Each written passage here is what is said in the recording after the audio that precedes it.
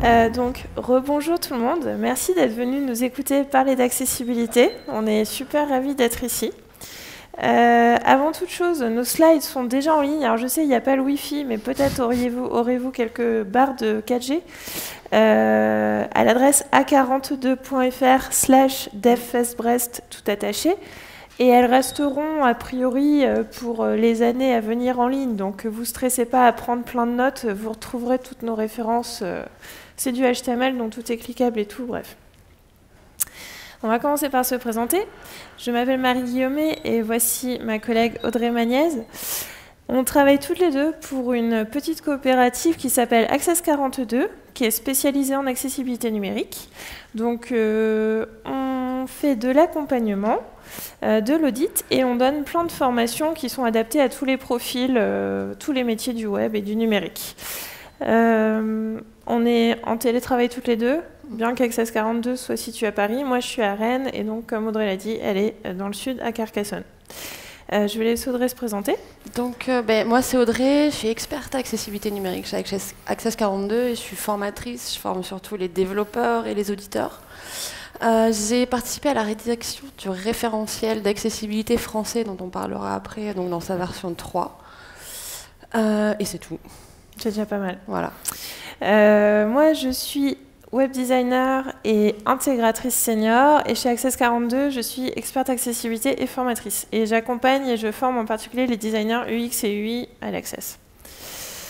Alors, pourquoi cette conférence?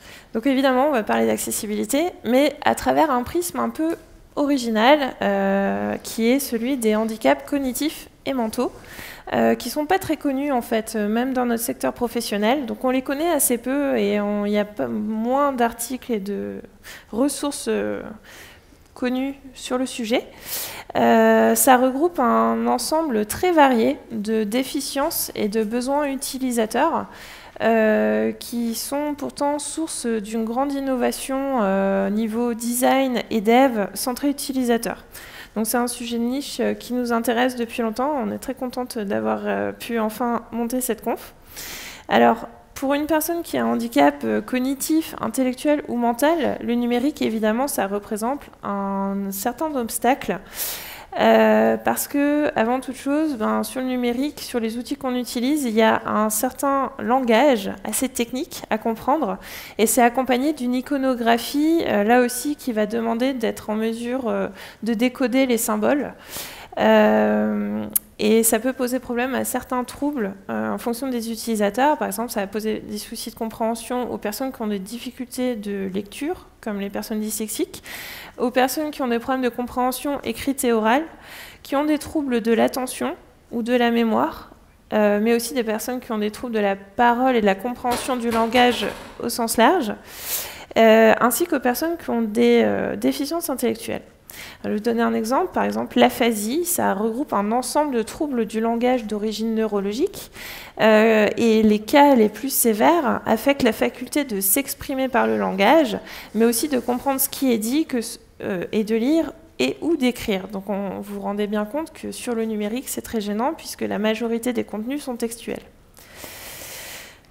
Pour répondre à ces différents besoins utilisateurs, il y a pas mal de choses qu'on peut déjà faire et prévoir sur nos interfaces. Je vais vous donner quelques exemples. Par exemple, on peut proposer aux utilisateurs d'adapter les paramètres des typos, la taille de texte, les couleurs, l'interlignage.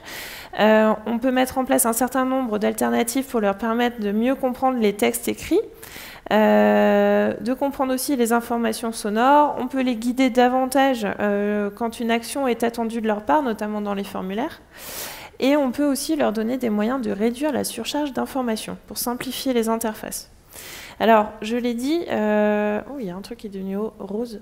Bon. Ah non, c'est bleu. Ah non, d'accord. Pardon. Donc, je l'ai dit, pour les personnes qui ont un handicap cognitif ou mental, le numérique en tant que tel représente un obstacle. Et d'autant l'autre souci, c'est que les standards du web, les critères d'accessibilité, répondent pour le moment de manière incomplète à ces besoins. Et il y a certains besoins utilisateurs qui ne sont pas encore couverts par les standards.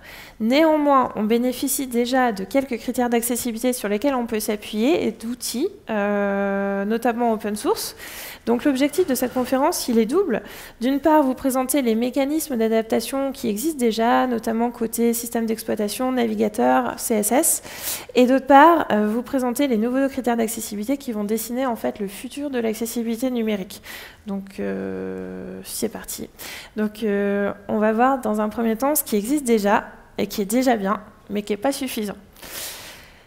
Donc côté utilisateur, on a une difficulté particulière en ce sens que les personnes qui ont un handicap cognitif ou intellectuel, par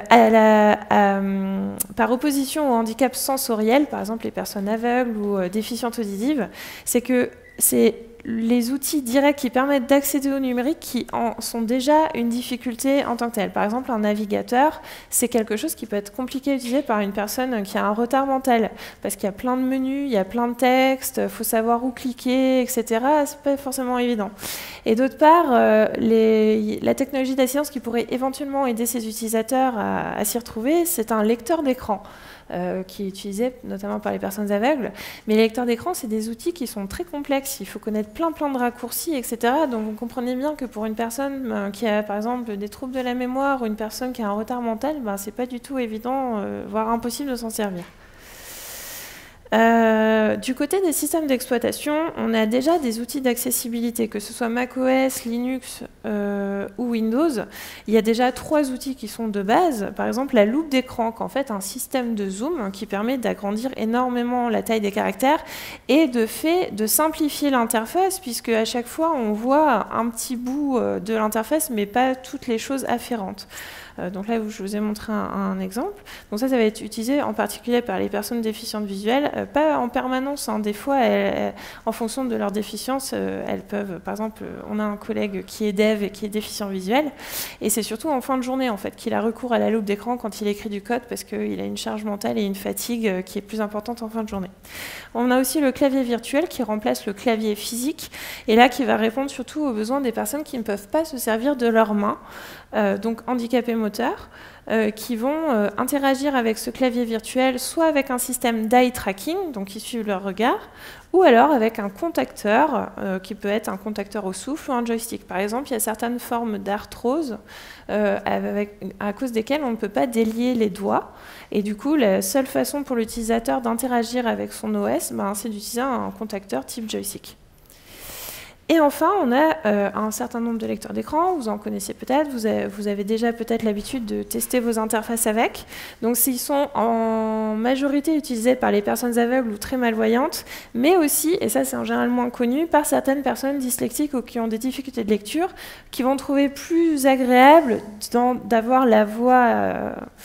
de la synthèse vocale qui va leur lire, en particulier les longs textes, plutôt qu'essayer de déchiffrer eux-mêmes ces contenus-là. Mais bon, là c'est pas comme je disais, les lecteurs d'écran c'est assez compliqué à utiliser, donc c'est pas à la portée de tout le monde. Du côté des navigateurs, on a aussi un certain nombre d'outils qui permettent aux utilisateurs de personnaliser l'interface. Par exemple, dans les paramètres de Firefox ou de Chrome, etc., on peut changer les couleurs par défaut et aussi la taille des textes. Peut-être même avez-vous déjà fait ce genre, vous-même avez... vous avez peut-être déjà fait ce genre de réglage.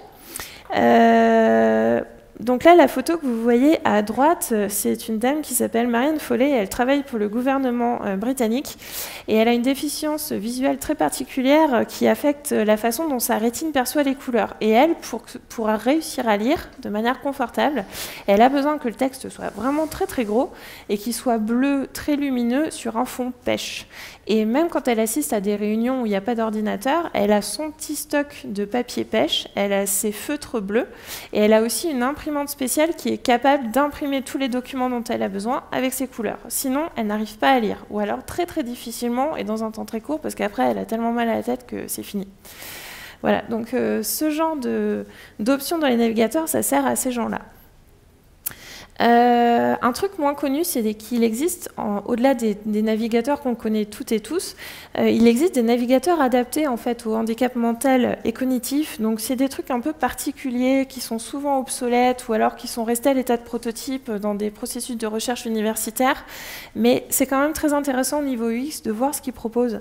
Par exemple, ils permettent aux utilisateurs d'effectuer des recherches sur le net via des images, c'est-à-dire que via une API qui est... alors désolé, je suis pas dev, je sais pas si je vais utiliser les bons mots, mais qui est mappé sur le truc de Google. En gros, au lieu d'inciter l'utilisateur à saisir du texte, là, on va le faire rechercher plus par entonnoir grâce à des images. Et du coup, il est guidé de plus en plus. Par exemple, je vais vous donner un exemple.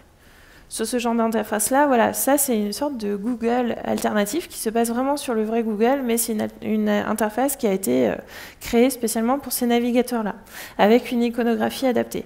Ces navigateurs permettent aussi donnent à l'utilisateur plein de fonctionnalités d'accessibilité, par exemple de linéariser les contenus pour simplifier ce qu'est l'interface. Ils proposent des fois des lecteurs d'écran particuliers et ils permettent aussi aux utilisateurs de personnaliser les barres d'outils des navigateurs pour utiliser les propres wordings auxquels ils sont habitués, de réduire le nombre de boutons. Parce qu'encore une fois, là, s'il y a beaucoup de choses, ça peut créer une surcharge d'informations. Le problème de ce truc-là, comme je disais, c'est que c'est assez peu répandu, c'est difficile à se procurer. Même nous, pendant nos phases de recherche, on n'a pas vraiment réussi à en trouver utilisable et exploitable aujourd'hui. Ou alors, c'est des trucs qui fonctionnaient avec IE6, mais bon, voilà. Ou alors, ils sont payants et surtout, dans tous les cas, ils sont assez complexes à utiliser. Pour une personne handicapée intellectuel, en général, elle a besoin d'un ergothérapeute qui l'aide à configurer ces choses-là. Donc là, c'est pareil, il y a un problème d'autonomie de la personne concernée. Au niveau du web maintenant, puisqu'on voit que niveau système d'exploitation et navigateur, c'est pas foufou, on va voir ce qu'on a à disposition au côté du web. Alors, vous connaissez peut-être les CSS alternatives, les plus intés d'entre vous. C'est les CSS qu'on peut appeler avec le mot-clé alternate dans le head du document HTML. Par exemple, dans Firefox, s'il y en a, on peut aller voir dans affichage, style de la page, et donc toutes les CSS sont listées. Le souci de ça, c'est que les styles sont réinitialisés à chaque fois que l'utilisateur change de page. Il n'y a pas de permanence de cookies ou quoi qui permet de se souvenir ce que l'utilisateur a choisi. Donc autant de vous dire que ça ne sert à rien. Le support est super mauvais parce qu'en gros, il n'y a que Firefox et certaines versions d'IE, je crois, qui l'ont implémenté. Et puis, c'est pas du tout intuitif parce qu'il faut aller chercher dans un menu, le sous-menu, machin, enfin bref. Un autre truc, c'est les CSS utilisateurs, User Style Sheets. Donc, par exemple, les plus dev des personnes qui ont un handicap cognitif, parce qu'elles peuvent être tout à fait dev aussi, peuvent avoir créé leur propre CSS avec leur propre style utilisateur pour surcharger en fait les styles que vous définissez sur vos interfaces. Donc, par exemple, dans Safari, voilà, c'est relativement simple, mais bon, encore une fois, il faut savoir que cette fonctionnalité existe. Et puis surtout, il n'y a pas un très bon support. Tous les navigateurs ne proposent pas cette fonctionnalité. Par exemple, dans Chrome, c'est pas natif. Il faut utiliser une extension de type stylish, par exemple. Ou alors, dans Firefox, on peut passer par les DevTools ou alors aller trifouiller dans les profils. Enfin, pareil, là, niveau intuitivité du truc, c'est pas foufou. Donc voilà, c'est pas génial. On peut essayer de gérer nous-mêmes au niveau de des styles que l'on crée pour nos interfaces, de proposer des systèmes d'adaptation, par exemple en passant par les media queries. Alors on a certaines media queries qui sont interfacées en fait avec certains paramètres au système choisis par l'utilisateur. Par exemple, Windows depuis sa version 7 propose un mode contraste renforcé qui simplifie en fait toutes les couleurs qui sont utilisées sur l'interface. Il propose un certain nombre de thèmes prédéfinis, mais l'utilisateur peut aussi décider quelles sont les couleurs qui souhaite utiliser. Et côté Media Query, on peut récupérer cette information-là, savoir si un thème contraste renforcé est activé dans Windows. Bon, je suis sous Mac, donc je ne peux pas vous faire de démo, mais c'est pour ça que je vous ai mis une petite capture d'écran pour voilà. Et donc vous avez moyen en CSS de détecter ça. Alors, le problème, c'est que c'est une Media Query propriétaire, donc qui est préfixée par -ms pour Microsoft. Elle n'est pas standard. Elle fonctionne, du coup, pas partout. Cela dit, il faut savoir qu'elle est en cours de standardisation, en fait, dans la version 5 des Media Query. Mais ce ne sera pas tout à fait le même nom, hein, ce sera Light Level. Bref. On a un autre truc qui s'appelle les couleurs inversées. Donc là, on parlait vraiment des contrastes renforcés. Là, on parle des couleurs inversées. C'est pas tout à fait pareil. Donc là, c'est pareil, on a une média query particulière. Alors, c'est le moment où je me lance dans une démo. On ne sait pas trop ce qui va se passer.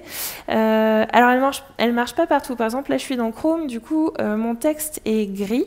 Mais si je passe dans Safari, qui comprend cette média query, vous voyez, mon texte est rouge. Parce que je lui ai dit, grâce à la média query, dans ce cas-là, on passe le texte en rouge. L'exemple est complètement bidon, hein. C'est juste pour vous montrer la différence du support navigateur.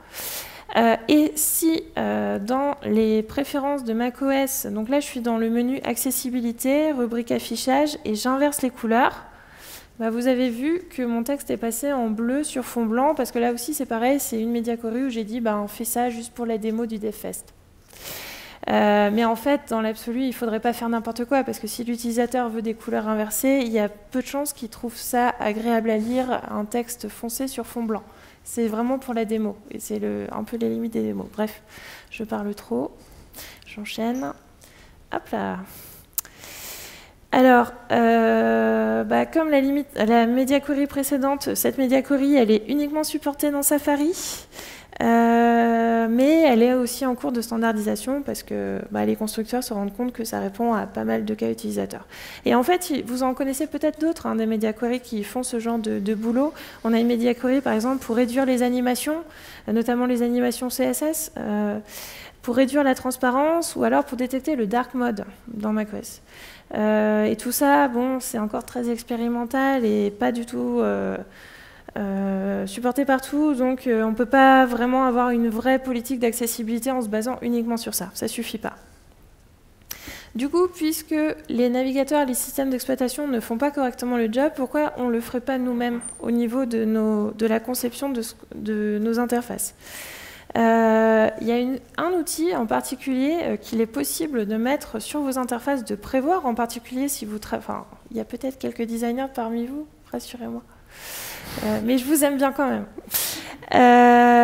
Quand vous travaillez sur un projet où la charte graphique, elle n'est pas du tout assez contrastée, vous le voyez tout de suite, vous le vérifiez, par exemple du orange sur fond blanc, vous êtes sûr que ça ne va pas passer pour l'accessibilité, vous avez moyen de prévoir ce qu'on appelle un sélecteur de style, c'est-à-dire en anglais un style switcher. Nous, par exemple, chez Access42, on a créé un style switcher qui est open source, qui est sur GitHub, qui s'appelle AccessConfig, donc vous pouvez tout à fait l'utiliser, faire des pierres, etc. Et donc ça permet aux personnes qui en ont besoin d'adapter l'interface à leurs besoins, notamment en renforçant, en inversant les couleurs, en augmentant l'interlignage, etc. Alors je crois que c'est le deuxième moment où je fais une petite démo. Donc là, on a monté une petite page de test. Alors si je zoome, ça ne va pas tout casser. Non. Par exemple, AccessConfig, il peut être déclenché avec un bouton qui est dans la partie supérieure de la page. C'est un truc qu'on vous conseille, ne cachez pas les fonctions d'accessibilité dans le footer tout en bas de la page. Les utilisateurs ont besoin de voir tout de suite qu'il y a éventuellement des trucs qui s'adressent à eux. Et donc, ça ouvre une modale parfaitement accessible, tout assez conforme WCAG et RGA, et qui permet du coup à l'utilisateur de changer les styles de la page en fonction de ses besoins. Donc il y a un certain nombre d'options. Vous n'êtes pas obligé d'afficher tout ça. Vous pouvez très bien, via le JS, lui dire moi je veux juste le truc sur les couleurs, je n'ai pas besoin de changer l'interlignage parce que tout est déjà nickel dans notre CSS, etc. Donc voilà. Là c'est pareil, vous retrouverez le lien dans nos slides. Et évidemment, il y a un cookie pour se souvenir des préférences de l'utilisateur. C'est-à-dire que s'il change de page, il ne va pas devoir tout refaire. Alors, ce genre d'outil, ça ne se substitue évidemment pas au réglage d'accessibilité du navigateur ni de l'OS, mais ça peut permettre d'être conforme aux critères sur les contrastes de WCAG, donc c'est bon à savoir. Voilà.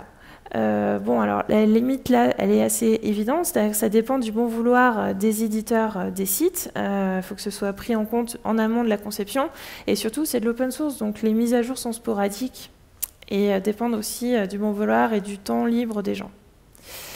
Côté utilisateur, ça soulève aussi deux problèmes, des problématiques UX assez intéressantes. C'est-à-dire, dans un premier temps, en fait, ce type de dispositif est en train de se généraliser sur le net. C'est-à-dire qu'il y a de plus en plus de sites qui proposent à leurs utilisateurs de personnaliser l'interface. Vous avez peut-être vu sur le site de la SNCF ou sur Oui SNCF, il y a ce genre de petits boutons qui sont apparus. Qui permettent de renforcer les couleurs, parce que typiquement la charte de Oui SNCF c'est du orange sur du blanc et c'est pas conforme WCAG. Du coup ils appellent une petite surcharge CSS qui vient foncer, assombrir le code hexadécimal de l'orange charte pour proposer un orange plus contrasté avec le blanc, comme ça on est conforme niveau accessibilité. Mais tous ces boutons là en fait ils ont différents, enfin c'est pas standardisé encore, on sait pas vraiment quel est le wording qui va être reconnu par les gens. Il y a des pictos qui peuvent être utilisés, c'est jamais les mêmes, et puis des tests utilisateurs tendent à prouver que des personnes déficientes visuelles, par exemple, n'ont pas forcément conscience qu'elles ont un handicap, parce qu'on peut avoir une légère déficience visuelle qui va impacter l'utilisation de certains sites, mais pas de tous. Et puis surtout, le mot accessibilité, il n'est pas forcément connu par tout le monde. Enfin, bref, donc il y a cette problématique-là, et ça va être intéressant dans les mois et les années qui viennent de voir justement comment l'UX va s'emparer de ces éléments d'interface. Et donc maintenant, je vais laisser la parole à Audrey qui va vous parler du futur de l'accessibilité et ce dont on bénéficie déjà côté critères. Oui, donc on va regarder comment le handicap cognitif est pris en compte dans les standards et comment il est pris de plus en plus en compte dans les standards. En France, on a un référentiel d'accessibilité, donc si vous ne le connaissez pas, qui s'appelle le référentiel général d'amélioration de l'accessibilité aujourd'hui. Donc c'est le référentiel légal, et donc si vous ne le savez pas non plus, c'est une obligation légale d'être conforme à ce référentiel. On a 3 niveaux, simple A, double A et triple A, et vous avez une obligation légale d'être conforme au niveau double A. Et donc dans ce référentiel, il y a déjà une prise en compte des handicaps cognitifs, et notamment par exemple des troubles de l'attention. C'est assez emblématique et on demande à ce que l'utilisateur puisse contrôler les contenus en mouvement, puisque pour les gens qui ont des troubles de l'attention, c'est très perturbant. Donc les contrôler, c'est quoi? C'est soit proposer un mécanisme de mise en pause et de reprise de lecture, donc typiquement sur les carousels qui défilent automatiquement, il faut un bouton pause. Et une autre solution qui est aussi possible, c'est de dire on cache le contenu en mouvement. Comme ça, on ne distrait pas l'utilisateur pour qui ça pose un problème quand ça bouge dans tous les sens. C'est ce que vous avez dans Slack. Par exemple, quand vous mettez un GIF animé, vous pouvez masquer le GIF animé. Donc ça, c'est des choses qui existent déjà dans les référentiels et qui sont déjà pris en compte dans les sites qui prennent en compte l'accessibilité. Puis on a d'autres critères qui vont concerner tout ce qui est le contenu plus éditorial, et qui sont des critères qu'on dit de niveau triple A, et du coup qui sont facultatifs, c'est-à-dire qu'ils ne rentrent pas dans le cadre de l'obligation légale, et de fait, ils sont très rarement pris en compte. Donc on a pris 2 exemples. Donc, on a un critère qui demande de prévoir une alternative au texte qui nécessite un niveau de lecture plus avancé que le niveau collège, et un critère qui demande d'expliciter les expressions inhabituelles ou le jargon. Là, on a tout un panel de personnes qui sont concernées, donc les utilisateurs qui ont un retard mental, donc forcément des textes trop compliqués, ils ne pourront pas les comprendre. Les utilisateurs qui ont un trouble du langage, donc ils ne peuvent pas accéder au langage verbal écrit. Les handicaps cognitifs, type dyslexie, pareil, pour qui le décodage est compliqué. Et puis des personnes sourdes signantes, pour qui en fait l'accès au langage verbal écrit n'a pas toujours été introduit dans l'éducation, dans la scolarisation. Pour des textes qui nécessitent un niveau de lecture plus avancé que le niveau collège, les solutions qui sont possibles, c'est de proposer une version en langue des signes, une version vocalisée, ajouter des symboles ou des illustrations, donc pour les gens qui n'accèdent pas à la signification du langage écrit, ou un résumé adapté en facile à lire et à comprendre. Alors, le facile à lire et à comprendre, c'est un ensemble de règles éditoriales qui vous expliquent comment écrire des textes de manière très simple. Peut-être que vous connaissez ça. Donc, on vous dit qu'il faut des phrases simples, donc sujet, verbe, complément, pas de virgule, des phrases à la forme active, pas de temps passé, par exemple, et puis tout un ensemble de paramétrage typographique ajustés. Donc là, par exemple, on a l'exemple du magazine de la région Île-de-France qui le publie en FALC, et vous le reconnaissez généralement avec ce petit symbole bleu en haut à droite. N'importe quoi. Et puis pour les expressions inhabituelles au jargon, donc quand vous avez des sites qui emploient des expressions inhabituelles, on va proposer de mettre une définition directement dans la page ou de fournir un glossaire ou une liste de définitions. Donc ça, c'est ce qu'on avait dans le RG2A jusqu'à maintenant. Et puis récemment, on a la norme internationale qui est WCAG, qui s'est mise à jour récemment, en juin 2018. Pour nous, c'est récent. Et dans cette nouvelle norme, il y a une volonté de prendre en compte beaucoup plus le handicap cognitif. 17 nouveaux critères ont été publiés, dont 2 sont exclusivement dédiés au handicap cognitif. Donc on va les voir, ces 2 critères, ils ont tous les 2 des finalités identiques, c'est-à-dire qu'ils vont demander d'identifier programmatiquement, donc ça c'est un terme consacré en accessibilité, identifier programmatiquement la fonction des composants d'interface. Vous allez le voir, c'est surtout en fait venir définir des attributs dans le code, mais ils ont tous les 2 des portées différentes. Donc on a un premier critère qui va demander d'indiquer dans le code la nature de la saisie attendue sur les champs de formulaire pour les données personnelles. On va voir ça en détail. Et puis on a un deuxième critère qui va demander d'identifier tout le reste, donc les composants d'interface, les liens, les boutons, les icônes, et puis les éléments de structure comme les régions, navigation, pied de page et contenu principal. Et pour nous aider à faire tout ça, il y a une nouvelle spécification, enfin une nouvelle, ça fait un moment qu'elle est en écriture, mais elle est toujours à l'état de brouillon. On a une spécification dédiée qui est en écriture, qui est écrite par un groupe de travail de W3C qui s'appelle le Cognitive and Learning Disabilities Accessibility, et donc qui publie une spec qui s'appelle Personalisation Semantics Content, qui est un ensemble normé de propriétés et de valeurs associées, et qui se base sur le préfixe HTML5 data. Et donc c'est ce qu'on va un peu détailler là, ensemble.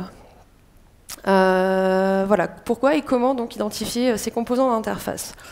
Donc il y a plusieurs objectifs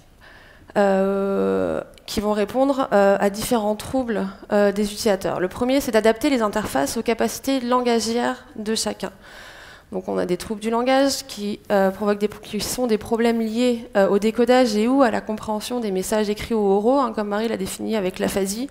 Voilà, il y a parfois des problèmes, voire des incapacités totales à accéder au langage écrit, au langage verbal écrit et oral. Sur le web, comment ça se concrétise? Des impacts en consultation, donc tout simplement la compréhension des textes est impossible. Et puis aussi le concept de certaines icônes, d'accord. Tous les gens n'accèdent pas à la symbolique qu'il y a derrière les icônes que vous pouvez présenter. Des impacts sur la navigation, donc comprendre les intitulés de liens. Donc si je ne comprends pas l'intitulé du lien, je ne sais pas sur quoi cliquer pour naviguer. Et la participation, tout simplement comprendre les consignes de formulaire et comprendre les étiquettes des champs. Et donc là, on va s'arrêter un petit peu sur les systèmes de communication alternatifs pour les gens qui ont des troubles du langage. On appelle ça la communication alternative améliorée. C'est un ensemble de systèmes de communication non verbale qui vont venir soutenir la production et la compréhension du langage. Donc on a des systèmes de communication sans assistance, donc typiquement la langue des signes, mais tout ce qui va avoir attrait en fait au langage corporel, donc les expressions, les vocalisations et puis les gestes. Et puis on a aussi la communication donc non verbale avec assistance supportée par un matériel. Donc ça va être des symboles, donc des systèmes symboliques. Là on a la langue idéographique Bliss qui est assez pareil, emblématique de la communication alternative. Et donc c'est un ensemble de symboles. Chaque symbole représente un concept. Et on peut associer les concepts entre eux pour créer des nouveaux mots. Okay, donc là, par exemple, là c'est crayon, là c'est homme, et quand je mets les deux ensemble, ça me fait auteur, enfin écrivain. Et donc ça, c'est voilà, des symboles qui sont utilisés par les gens qui ne peuvent pas utiliser le langage verbal. Donc c'est soit utilisé dans des systèmes informatiques, hein, et puis sinon c'est utilisé aussi tout simplement, on va les montrer avec le doigt pour pouvoir désigner ce qu'on veut dire. Et c'est aussi notamment le cas des librairies de symboles. Donc là, c'est carrément des objets qui sont représentés, des objets, mais aussi des actions et puis des concepts. Et donc, les personnes qui utilisent ça, les utilisent quotidiennement. C'est parfois leur seule manière de communiquer. Et donc, ils vont montrer les choses qu'ils veulent dire. D'accord ? Et donc l'objectif d'adapter les interfaces, c'est de permettre à ces utilisateurs d'utiliser la langue de la vie quotidienne sur le web. Ils ne passent pas par le langage verbal, ils passent par d'autres mécanismes de communication, et il faut leur permettre de pouvoir les utiliser, de pouvoir recevoir l'information dans les modalités adaptées à leurs besoins et à leurs préférences. Là, on a un exemple.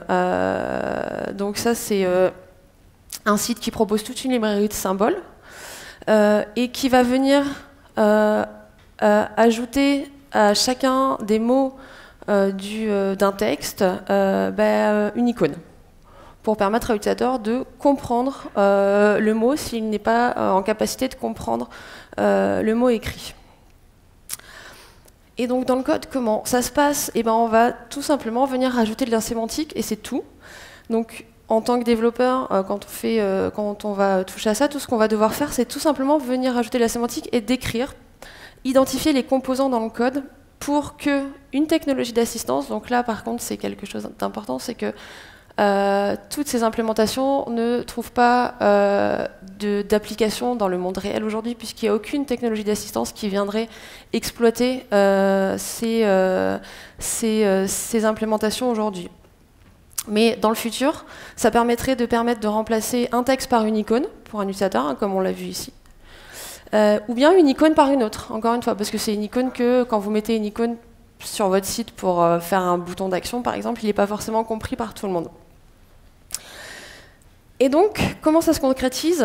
On a parlé de la spécification Koga tout à l'heure, donc elle décrit tout un ensemble de propriétés et de valeurs.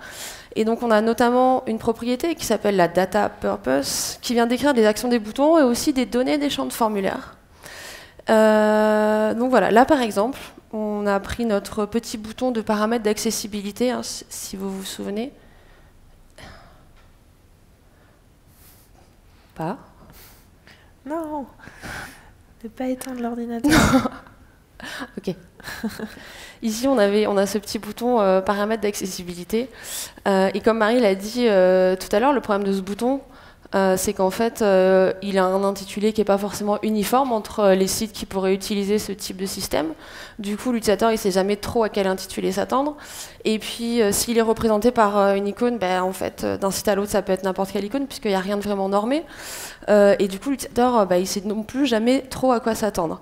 Le jour où on va pouvoir utiliser ça, on va aller dire, ça, en fait, c'est un bouton de paramètres, donc on va aller lui dire, on va les mettre dans le code simplement data purpose settings, c'est tout ce qu'on va faire. Et puis le jour où il y a une techno d'assistance qui existera pour l'exploiter, l'utilisateur il pourra définir que tous les boutons de paramètres, lui il va vouloir telle icône, donc à chaque fois qu'il va charger une page qui a ce type de bouton avec cette propriété, ça lui afficherait le bouton dans les modalités qu'il a choisies, avec l'icône qu'il a choisie et puis le texte qu'il a choisi. C'est ça l'intérêt. On va aussi pouvoir décrire la destination des liens. Donc encore une fois, data destination. Donc pour l'accueil, on va mettre home. Ça va permettre à l'utilisateur d'associer un symbole au lien pour savoir sur quel lien cliquer pour naviguer. Et puis on peut aussi venir décrire les concepts, hein, comme je vous ai fait voir tout à l'heure sur la page où le texte entier est remplacé. Enfin, chaque mot est augmenté d'une icône, pour décrire les concepts. Donc c'est la propriété data symbol, je ne vais pas rentrer dans les détails, et qui reçoit des codes Blix, donc c'est un code numérique, et chaque code numérique en fait correspond à un des symboles de la langue idéographique que je vous ai fait voir tout à l'heure. Et donc, dans notre page de démo, on a identifié notre bouton de paramètres d'accessibilité, on a identifié notre navigation, donc chacun des liens. Donc là on a dit que c'était l'accueil, les services, donc là on a des attributs data purpose. Sur les champs de formulaire aussi? J'y arrive. Je n'y vais. Et sur les champs de formulaire, là, on a dit qu'on attendait le nom de la personne, l'adresse email et la date de naissance. Donc, dans le code, il y a du data purpose. Donc là, je vous fais voir, encore une fois, les technos d'assistance n'existent pas. Hein. On a juste fait un petit script qui va venir rajouter des images. Donc, c'est juste pour vous faire voir ce que ça donnerait si ça marchait. Donc là, quand je fais ça, voilà, j'ai choisi... donc ça, c'est des symboles qui sont issus du DigitWord qu'on vous a fait voir tout à l'heure. Voilà, donc là, quand je clique là, ça m'a rajouté mon icône, ici aussi, et puis sur mes champs de formulaire, c'est pareil. Sur chaque champ de formulaire, j'ai une icône associée.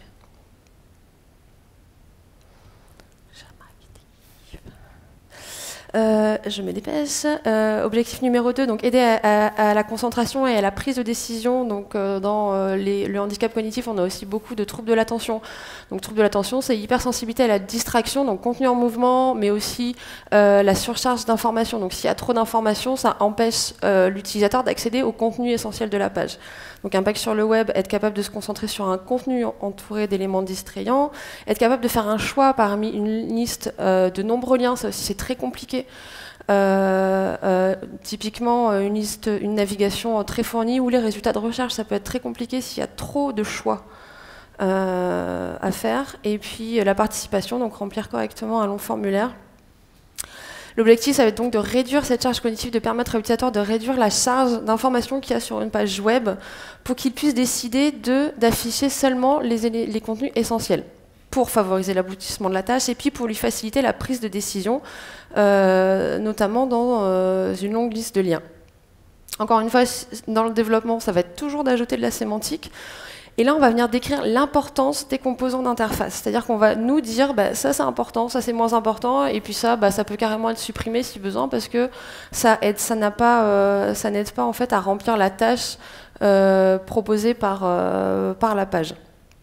Et là aussi, on a un attribut qui est l'attribut data simplification, qui propose plusieurs seuils, donc critique, moyen, faible, et qui permettra du coup à l'utilisateur de se dire de supprimer les éléments peu importants. On va aussi pouvoir décrire les composants distrayants avec le data distraction, pareil, un ensemble de valeurs, donc sensory c'est pour les contenus en mouvement, offer c'est pour les publicités.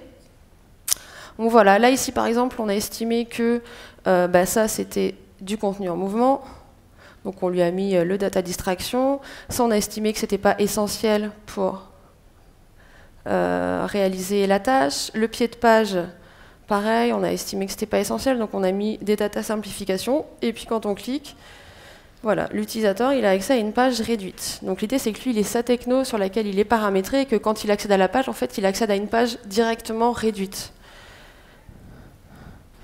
Voilà, vous avez les exemples dans le... vous connaissez sans doute déjà le reader mode, c'est un peu l'idée. Et enfin, dernier objectif, accompagner la saisie et réduire les erreurs de saisie pour prévenir les erreurs de frappe et puis pour venir en support des gens qui ont des troubles de la mémoire, ça c'est très important. Il y a des gens qui ont vraiment des mémoires très très courtes et qui peuvent ne pas se souvenir par exemple tout simplement de leur adresse postale, voire de leur date de naissance. Et donc il faut leur permettre de remplir automatiquement des formulaires avec ces données personnelles. Donc là on va encore venir nous rajouter des attributs dans le code pour leur permettre de faire ça. Donc data purpose ou autocomplete email, c'est l'attribut HTML5. J'ai pas le temps de rentrer dans les détails parce que c'est déjà presque la fin. Mais du coup ça marche toujours pareil.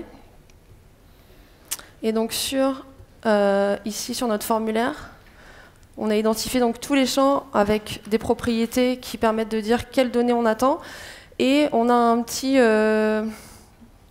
une petite extension avec un dictionnaire de valeurs reliées à des propriétés de autocomplete ou data purpose qui vont dire dès que tu rencontres ça, tu mets telle valeur.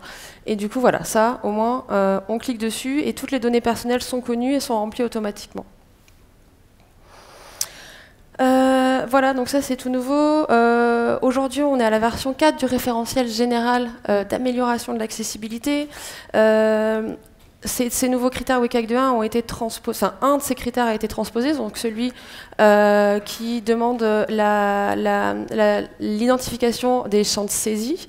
Celui qui demande l'identification de tous les composants d'interface n'est pas transposé puisque le RG2A ne prend pas en compte les critères AAA et il s'agit d'un critère AAA.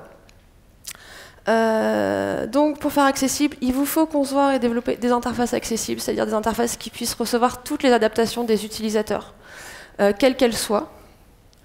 Les normes impulsent les technologies du futur, c'est-à-dire que là, comme on l'a vu, en fait, les propriétés qu'on vous a présentées, elles n'ont aucun écho dans les technologies d'assistance qui existent, mais on espère que parce que c'est présent dans les normes, ces technologies vont commencer à naître. Vous avez une petite liste de liens et de ressources, notamment des guides en français et en anglais. Et c'est terminé, et merci. Ouais.